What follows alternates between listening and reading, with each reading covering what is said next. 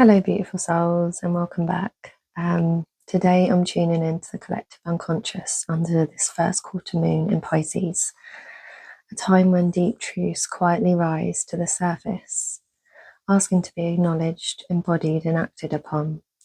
Pisces opens the doorway to intuition, dreams, and the subtle realms. And the sun moving through Sagittarius in the 12th house, energy invites us to listen to what has been hidden, ignored, or waiting in the shadows of our awareness. So in this reading, I'm asking the cards a single potent channeled question.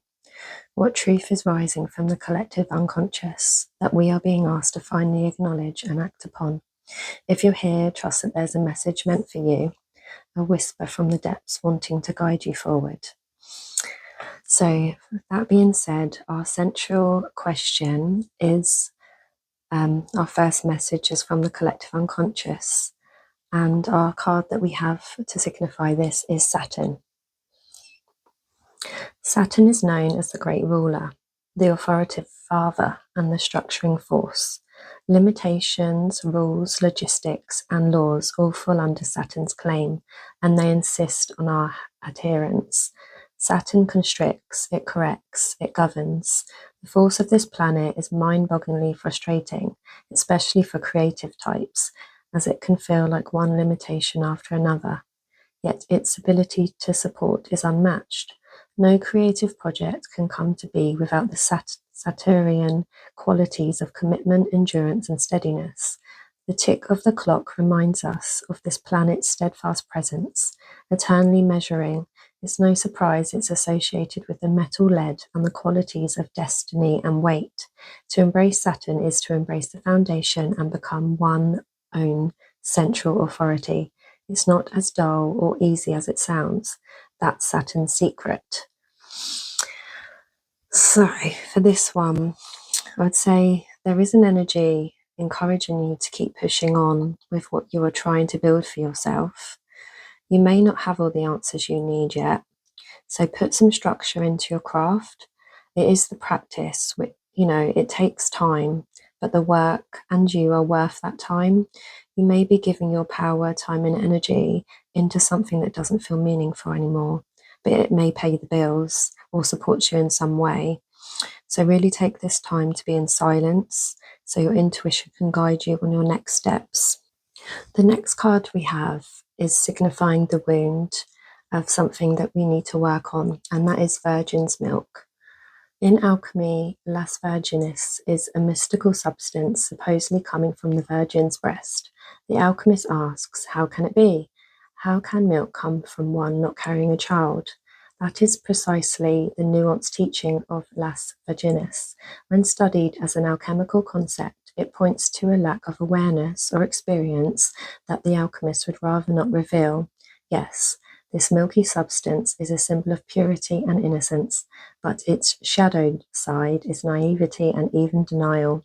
When the virgin's milk appears, discernment and honesty must be applied to the work. Is something being glossed over, rushed, or presented as perfect? There are likely complexities that need to be addressed, so the alchemist can gain the maturity to handle what's next. From this, I would say there is a wound from childhood that is buried and that wants to be seen and transmuted. Really tap into your inner child and your childhood experiences. We come into this, world so pure and tapped into spirit, but, experiences, people, places, things affect and change our beliefs about ourselves. We can lose our confidence in our childhood. I know I did. You may have dimmed your light to try and fit in. Again, I did that as well. But this is a time of being truthful to yourself. What triggers you? Are you trying to rush ahead with something? There may be a redirection of where you put your focus and energy. So this is a time of doing the inner work. Silence, meditation, and journaling will help. It does help bring clarity to whatever's been blocking your progress. So I would say really tap into that at the moment. We do have a rune that I've pulled with this card as well, and that is Hagalaz. This can signify disruption and it can also, it's the ninth rune, so it can symbolize a time period. So that could be 9 days, weeks, or a date with a 9 in it. So maybe look out for that. I'd say there may be fears or uncertainty that you are facing, but this will pass. I think this just requires a lot of inner work and silence at the moment. The next card we have signifies the truth of what we need to hear at this time, and that is the Eternal Child. The Eternal Child is connected to the timeless, ageless, and infinite aspects of life. It is radiant and fearless and seeks joy above all else and at any cost. It struggles being bound to an aging body with physical limitations in a world that demands attention to detail and logistics. The Eternal Child wants to nix all rules and responsibilities and go beyond what others say is possible. It wants to return with plenty of friends to the land of the free, where divine wine and creativity pour from the earth and sky. We all want to sip from the well of eternal youth, and this makes the Eternal Child naturally popular, perhaps even famous. The Eternal Child glimmers. It reminds us of what is possible, what is magical about this precious life.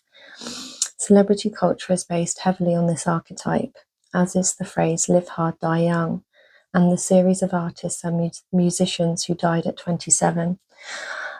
So that really resonates with me because my best friend died at 27, and that was a really hard time.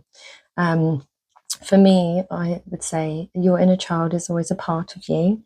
It wants to be free, to play, explore and create. The theme of rules and structure in the Saturn card is something that keeps us away from fully tapping into our inner child. So the truth is you do want freedom, and this is what you've been working towards. It really makes you work hard, though, and put in the effort to create something long-lasting that can support you in being in your sovereignty. So work on your wounds and give your inner child love. Express yourself in any way that brings you joy. So there is blue in the background of this card, and the rose is blue in the other card, Virgin's Milk. So to me, this is relating to the throat chakra. I would say this could be quite a strong time to use your voice, speak, write, or sing to release something that needs to be brought forward. I think this will be very powerful for you right now. The last card we have is the action to take, and that is the gem. There are infinite names for the gem. It is also known as the jewel, the star, the talent, the gift, the gold. One thing for certain is that it's found deep within a substance that is very much unlike it. For example, a diamond in the rough. The gem always stands in contrast to its surroundings. You can't find it when you are among comforts and pleasantries. Precious stones develop slowly deep in the earth amid pressure and darkness. Discovering the gem requires a descent beneath the surface, where there is no definite map. Yet the longing to touch the true gem within us is so strong that we cannot help but seek out its radiance. Your gem, like your destiny, is unlike any other in the entire world. Keep digging. So, you are a unique being. You have so many gifts that give you great value. Don't dim your light. Really dig deep and go within. Do not compare your journey to anyone else. I know we can all be guilty of doing that and basing our progress on someone else's progress, but our path is unique to us. Your path won't be the same, as anyone. So we all have our own work to do. You do have a higher purpose and calling that may not be quite obvious yet. So the challenges you are going through do reveal more of your strengths. It isn't meant to be easy. That's why it's called the work. The pressure and dark times all do contribute to your wisdom. So your action is to find what truly lights you up. More and more of your true self is revealed by working on yourself. So really dig deep, do some inner child work, do some meditation, do some journaling. I think that will be really, it will give you a lot of insight. And the rune I pulled for the action is Jera, and this is the rune of celebration. So I'm going to read this from the book because I think this might help you. After the trials and tribulations indicated by the previous 3 runes, it is something of a relief to reach Jera, the rune of celebration. Jira is a joy to men when gods make the earth to bring forth shining fruits for rich and poor alike. Symbolically, Jira relates to times of celebration. Christmas, which the ancient Norse celebrated as Yule. This is also a time of the winter solstice, the shortest day of the year in the northern hemisphere. At this turning point of the yearly cycle, the sun finds new strength. As the days get longer, there is promise of renewal, the spring thaw, and the restoration of fertility. So, although Jura represents the most dismal part of the year, it also encourages goodwill, optimism, and warmth of feeling. So, I'd say maybe there could be something happening between now and the 19th of December when we have our solstice. So, I think doing this in a work now, there might be something coming up around that time. So, on a personal level, the appearance of Jira in a reading is an excellent omen because it suggests that you're approaching a major turning point in your life. The impact of this is that any misfortunes that you have recently endured will begin to fade. Soon you'll be able to breathe a sigh of deep relief, relegate any unpleasant memories to the past, and begin anew. Joyful Jira can be interpreted as the successful completion of a project and possibly the signing of a contract that will prove extremely lucrative for you.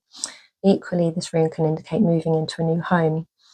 So the appearance of Jira is good news, and you will feel the emotional mix of excitement along with a frisson of nervousness as you anticipate new and worthwhile things coming into your life.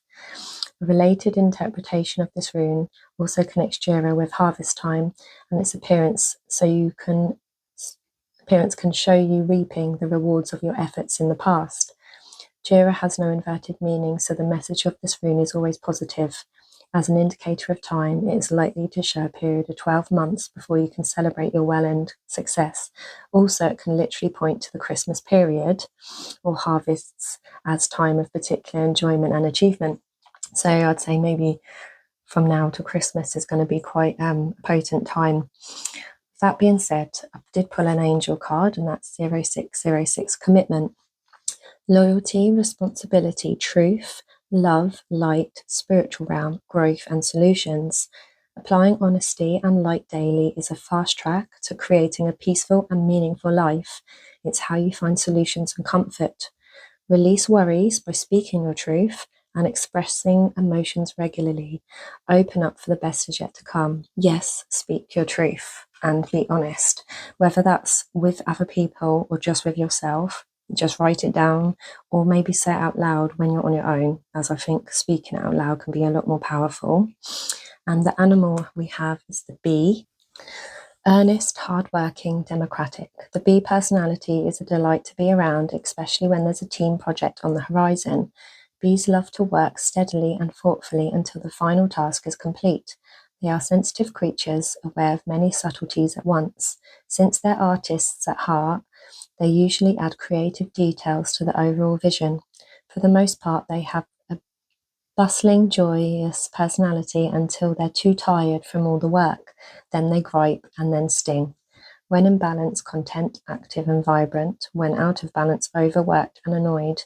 To bring into balance a mini vacation. So if you can, maybe take a break from your typical working day or routine, even if you only give yourself a few hours. If you can take a day or longer, that would be great. So, have some fun. Tap into your inner child, like we used to when we were young, play and laugh. I think this could bring about some insights. When we work too hard and we are overtired, it can kind of stop our intuition. So insights, I think, will come to you when you least expect it, just by tapping into that inner child. I think that is a really important thing for us to do at the moment.